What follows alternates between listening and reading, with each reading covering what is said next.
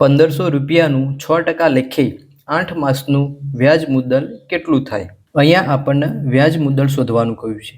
હવે વ્યાજ મુદ્દલ શોધવા માટે પહેલાં આપણે એનું વ્યાજ શોધવું પડશે. વ્યાજ શોધ્યા બાદ તેને મુદ્દલની અંદર આપણે એડ કરી દઈશું એટલે આપણને વ્યાજ મુદ્દલ મળશે. તો આપણે અહીંયા સાદા વ્યાજના સૂત્રનો ઉપયોગ કરવાનો થશે. તો એ માટે સાદા વ્યાજનું સૂત્ર તમને ખબર જ હશે, I બરાબર PRN ભાગ્યા 100.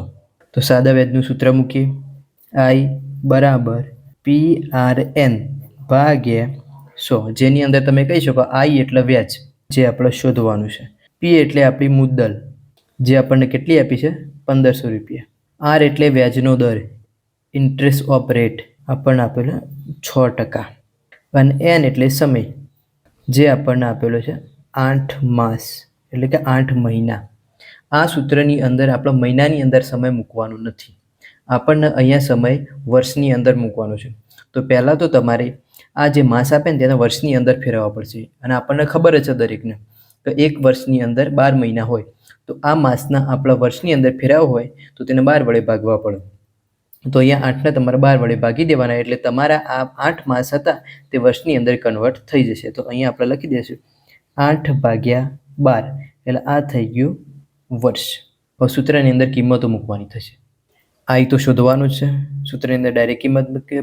Pની જગ્યાએ કેટલા તો 1500 ગુણ્યા R ની જગ્યાએ કેટલા આપે આપણને 6% ગુણ્યા Nની જગ્યાએ 8/12 ભાગ્યા 100. જેટલું ઉપર નીચે ઉડતું એટલું ઉડાડી દેવાનું. તો 2 0 ઉડી જશે, અહીંયા પણ ઉડે, 6 દુ 12, અને અહીંયા 8/2 એટલે કેટલા થાય 4 દુ 8.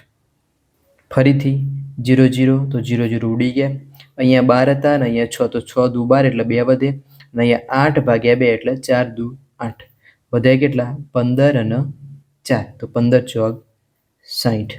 તો આપણને વ્યાજ મળ્યું કેટલું ₹60.